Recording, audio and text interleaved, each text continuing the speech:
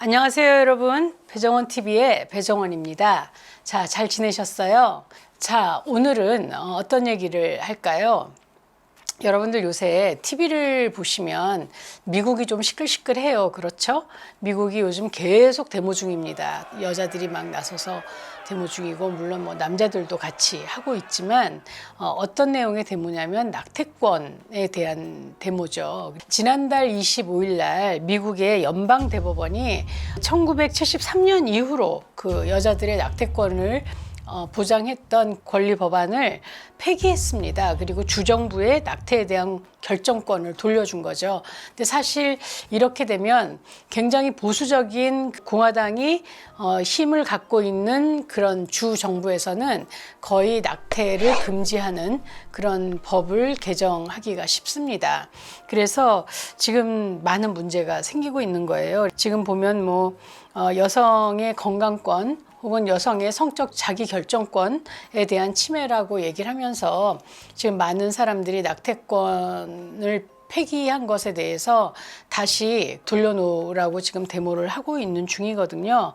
아마도 임신 중단권을 두고 각 주가 헌법 개정을 추진하고 있어요. 한 26주는 낙태를 금지할 것으로 보이고요.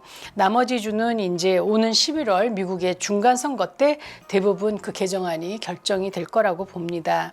그런데 캘리포니아는 뭐 아무래도 조금 성적으로 자유로운 곳이라서 캘리포니아나 뉴욕 등은 그 낙태권을 보장하는 헌법을 개정하겠다고 하지만 그 텍사스라든지 이렇게 좀 보수적인 데서는 낙태 금지법을 다시 재발효하겠다라고 얘기를 하고 있어서 지금 굉장히 여러 가지 문제입니다.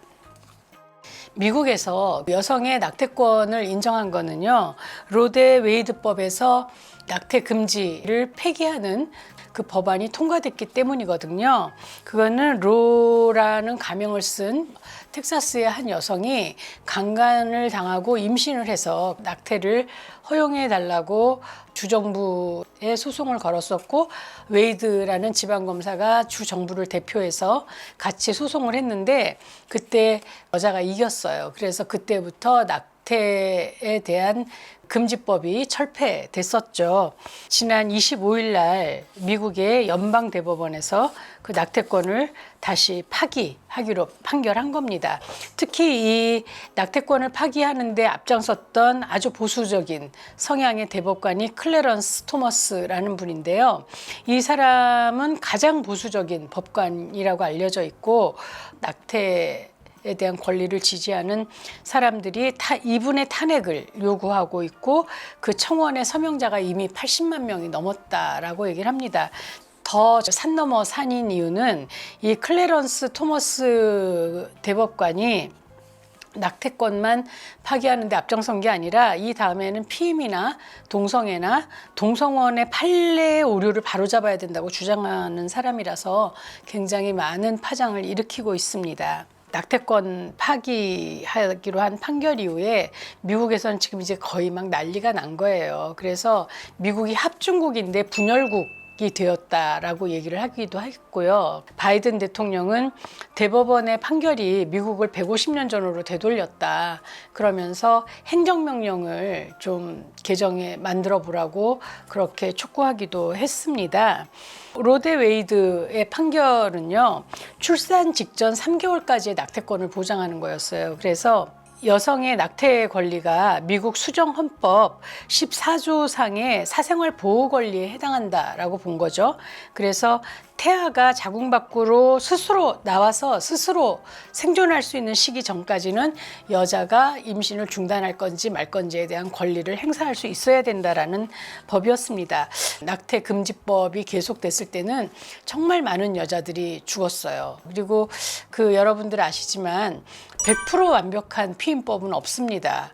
어떤 피임을 했어도 사실 원치 않는 임신은 언제든지 있어 왔기 때문에 여자들은 자신의 몸에서 일어나는 임신과 출산에 대한 그런 고민 때문에 피임이나 낙태에 대해서 계속 어려움을 겪었고, 그것 때문에 목숨을 잃는 여자들이 꽤 많았던 거예요. 그 낙태 금지법이 있을 때는 여자들이 독한 약을 먹어서 임신을 중지하려고 했었고, 혹은 질에다가 독초를 넣어서 임신을 중지하려고 하기도 했었고, 그리고 자궁 속에 옷걸이로 억지로 끌어내서 죽이는 그런 임신을 중지하는 죽어간 여자들도 굉장히 많았어요. 그래서 1920년, 30년대에는 미국의 그 신문에 그런 방식의 그 낙태를 시도하다가 죽은 여자들의 기사가 종종 실렸다는 거죠. 그런데 낙태 금지법이 위헌 판정 받으면서 그때부터는 여자들이 이제 낙태를 좀 더 쉽게 할 수 있었죠.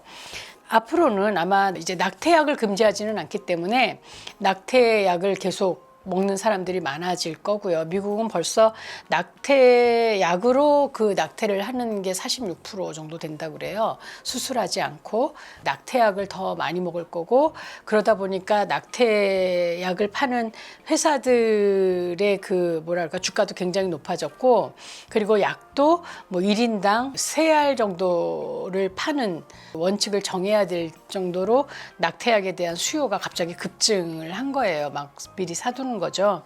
그리고 또 낙태를 위해서 이제 낙태가 허용된 주로 이동을 해서 낙태 수술을 하거나, 혹은 또 그렇게 이동하는 사람들의 어떤 그 권리를 보장하거나 경비를 지원하는 그런 스타벅스 같은 그런 기업도 지금 속속 나오고 있습니다.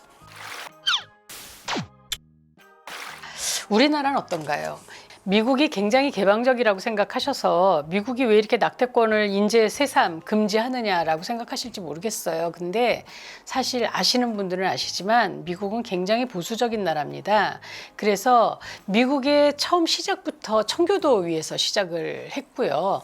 그리고 낙태권을 인정하는 로 대 웨이드법이 통과가 됐지만, 거기에서 낙태권을 인정을 했지만 그 이후에도 미국에서 낙태를 하는 것은 굉장히 했고, 그리고 그 역대 대통령들도 그들의 대선에서 공약에 낙태를 인정한다라든지 동성애를 인정한다든지가 그들의 당락을 결정할 정도로 첨예한 논쟁 속에 여전히 있어 왔던 거예요. 지금도 만약에 자기가 낙태를 하는 의사라고 하더라도 그거를 밝히면 왜 목숨이 위험해지는 그런 상황인 경우가 굉장히 많거든요. 그래서 미국에서 지금 이 낙태권이 만약에 낙태가 금지된다 라고 하면 총기 사용이나 뭐 이런 것들이 많고, 또 사람마다 왜 자기 가치에 대한 그 주장이 굉장히 강하기 때문에 낙태를 해주는 의사들이나 이런 사람들은 더 위험해질 수가 있다라는 거죠. 의사뿐만 아니라 낙태를 하고자 하는 여성들의 생명권도 위험해질 수가 있기 때문에 저렇게 이제 여자들뿐만 아니라 낙태를 지지하는 여러분들이 정말 기를 쓰고 반대를 하고 있는 거라고 보면 되겠습니다. 유럽에서는 미국보다는 훨씬 더 개방적입니다. 그래서 태아의 생명권도 굉장히 중요하지만 그 여성의 어떤 그 행복권, 행복 추구권, 생명권, 그리고 자기 결정권이 훨씬 더 좀 중요하다라고 보고 있고요. 독일 같은 나라에서는 경제적인 이유로도 사실은 낙태가 가능합니다. 임신 중절이 가능하고요. 그리고 제가 전에 2009년에 그 스웨덴에 갔을 때 거기에 그 네덜란드 암스테르담에서 가정의를 하고 있다는 의사, 여의사를 만난 적이 있는데 막 물어보는 거예요. 한국에서는 이 낙태, 임신 중절, 피임에 대해서 얼마나 하고 있느냐, 왜 한국에서는 여자들의 낙태를 그렇게 금지하느냐, 우리는 가정의에서도 수술을 해주고 있다, 자기도 하고 있다라는 얘기를 들었어요. 그래서 미국보다는 훨씬 더 유럽이 그런 부분에 있어서 개인의 어떤 그 권리라든지 행복권을 더 생각하는 게 아닌가 하는 생각을 그때 했습니다. 미국의 낙태 금지법을 되살리는, 그리고 낙태 권리를, 낙태권을 파기한 이런 그 미국의 지금 움직임이 우리나라에는 어떤 나비 효과를 가져올지 사실 잘 모르겠습니다. 우리나라는 계속 근대 이후에 낙태를 금지해 왔어요. 법으로 금지해 왔었는데 박정희 정부 때 일시적으로 제한적으로 좀 풀어준 적이 있죠. 그리고 그 시기에는 뭐 둘 만나 잘 기르자 뭐 이렇게 얘기를 하면서 가족 계획 안에 사실은 낙태 방법이 피임의 방법으로 쓰이기도 했었습니다.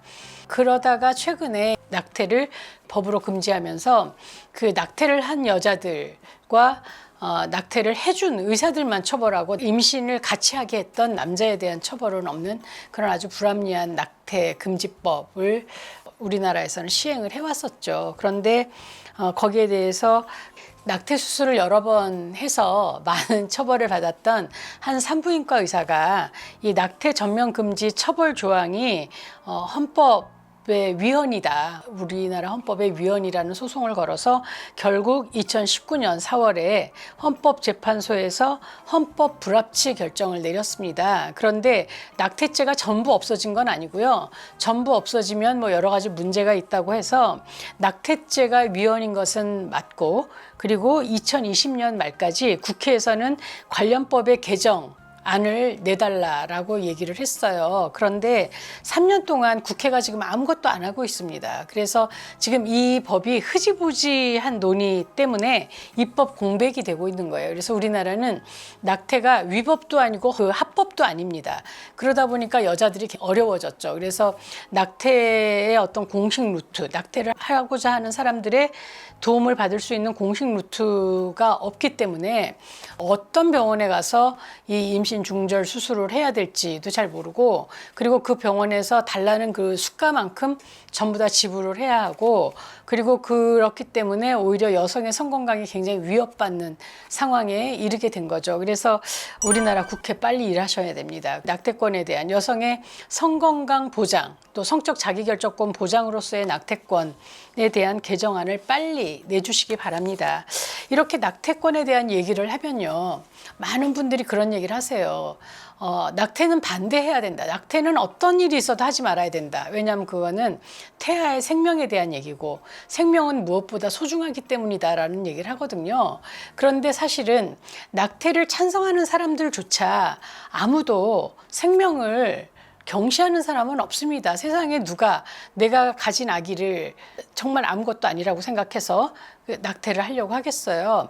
그 여자가 임신을 유지 못하는 그런 상황, 그리고 또 뭐 그 성교육이 제대로 잘 안 되어 있고, 피임 교육 잘 못하고 있고, 피임을 안 하는 남자들이 너무 많고, 또 그런 임신을 했더라도 책임지지 않는 남자들도 너무 많고, 뭐 이런 어떤 원치 않는 임신에 대한 여러 가지 문제가 있기 때문에 지금 어쩔 수 없이 낙태를 선택하는 거거든요. 그래서 낙태를 하겠다, 낙태권을 인정해 달라고 하는 사람들이라고 하더라도 생명을 경시한다라는 생각은 정말 하지 않으셨으면 좋겠어요.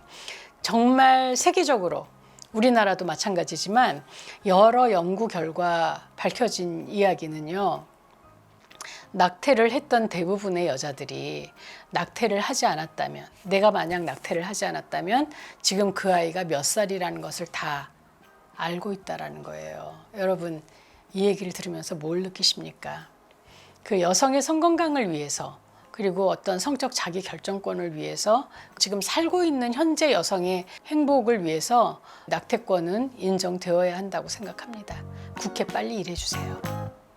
다솜이 여러분, 이번 영상이 유익하셨어요? 그렇다면 좋아요, 구독, 그리고 알림 설정까지 해주시면 너무 좋겠네요.